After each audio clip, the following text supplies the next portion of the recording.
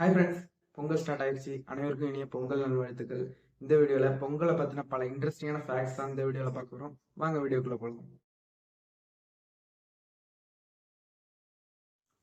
பொங்கல்னு சொன்னாலே நம்ம மைண்டுக்கு ஃபர்ஸ்ட் வர விஷயம் பொங்கல், கரும்பு. இந்த பொங்கலுக்கும் கரும்புக்கும் என்ன கனெக்ஷனுங்கிறத வீடியோவில் சொல்கிறேன், ஸ்கிப் பண்ணாமல் பாருங்க. பொங்கல்ங்கிறது ரொம்ப பழமையான பண்டிகை. தமிழர்களோட ரொம்ப முக்கியமான பண்டிகை பொங்கல் தான்.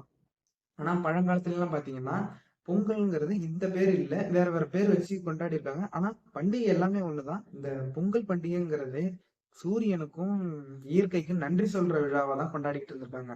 இப்பயும் அப்படிதான் ஃபாலோ பண்ணிட்டு இருக்காங்க. ஆனா பழங்காலத்துல எல்லாம் இந்த இந்திரன், மழை தரக்கூடிய கடவுளான இந்திரனுக்கும் அந்த நன்றி சொல்ற விதமா பொங்கல் பண்டிகை கொண்டாடிட்டு இருந்திருக்காங்க. அதனாலதான் இந்த பொங்கல் அன்னைக்கு கரும்பு யூஸ் பண்றாங்க. இந்த கரும்புக்கும் இந்திரனுக்கும் என்ன கனெக்ஷன் பாத்தீங்கன்னா, இந்திரனோட ஆயுதம் வில்லு வந்து கரும்பால தான் செஞ்சது. அதனாலதான் அந்த கரும்பை யூஸ் பண்றாங்க. ஓகே, இப்போ இந்த மழை வரணும், பொங்கல் அன்னைக்கு வந்து மழை வரணும்னு பல கிராமத்து பெண்கள் எல்லாமே அந்த காலத்துல, இப்ப கிடையாது, அந்த காலத்துல இப்ப இருக்கான்னு தெரியல, அந்த காலத்துல எல்லாம் விரதம் இருந்திருக்காங்க. மழை வரணுங்கிறதுக்காண்டி பெண்கள் எல்லாம் விரதம் இருந்திருக்காங்க. பொங்கல் பண்டிகை பாத்தீங்கன்னா வருஷம் வருஷம் 14ஆம் தேதி இல்ல 15ஆம் தேதி இந்த 2 டேட்டுக்குள்ளதான் மாறி மாறி வந்துகிட்டு இருக்கும். பொங்கல் மொத்தம் 4 நாள் கொண்டாடுறாங்க. போகி பண்டிகை எதனால கொண்டாடுறாங்கன்னு பாத்தீங்கன்னா, ஆக்சுவலா போகி கிடையாது, போக்கின்றதுதான். அந்த கெட்ட எண்ணங்களை போக்கி நல்ல எண்ணங்களை கொண்டு வர்றதுதான். அதை காலகாலமா அப்படியே சொல்லி சொல்லி போகின்னு மாறிட்டு பேரு. கெட்ட எண்ணங்களை போக்கி நல்ல எண்ணங்களை வரவேற்கிறதா தான் போகி பண்டிகை கொண்டாடி இருக்காங்க. அதனாலதான் பழங்காலத்துல எல்லாம் வீட்டுல உள்ள பழைய பொருட்களை எல்லாம் போட்டு போகி பண்டிகை அன்னைக்கு நெருப்பு வச்சு கொளுத்துவாங்க.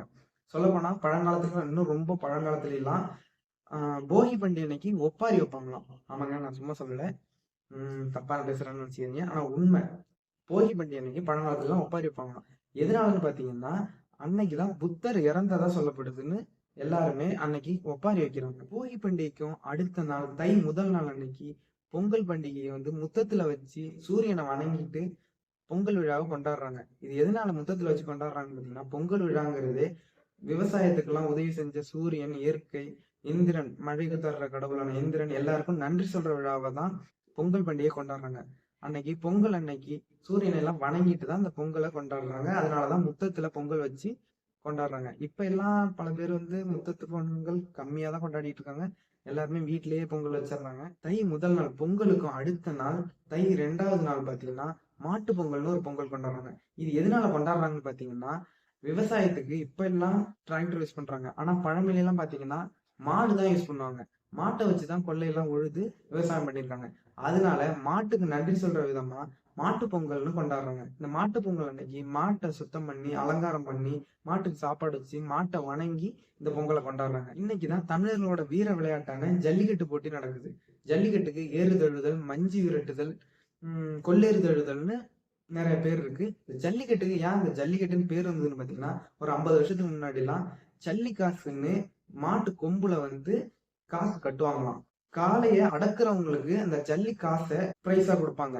அதனாலதான் இது அப்படியே காலங்காலமா பேசி பேசி அந்த வார்த்தையை சொல்லி சொல்லி ஜல்லிக்கட்டுங்கிறது வந்து ஜல்லி காசை கட்டுறதுனாலதான் ஜல்லிக்கட்டுன்னு பேரே வந்திருக்கு. அதுக்கு அடுத்த நாள் காணும் பொங்கல்.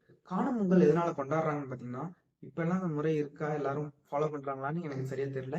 ஆனா பழமையில எல்லாம் பாத்தீங்கன்னா, பொங்கல் முடிஞ்சதுக்கு பிறகு அந்த காணும் பொங்கல் அன்னைக்கு எல்லாரும் சொந்தக்காரங்க வீட்டுக்கு போய் அவங்க பெரியவங்க காலில் விழுந்து வணங்கி ஆசீர்வாதம் வாங்குவாங்க. அதனாலதான் காணும், சொந்தக்காரங்களை பாக்குற விழா, போய் சந்திக்கிற விழாங்கிறதுனாலதான் காணும் பொங்கல்னு பேர் வந்திருக்கு. ஓகே ஃப்ரெண்ட்ஸ், வீடியோ யூஸ்ஃபுல்லா இருந்திருக்கும் நம்புறேன். அனைவருக்கும் இனிய பொங்கல் நல்வாழ்த்துக்கள். நெக்ஸ்ட் வீடியோல சந்திப்போம். Bye friends.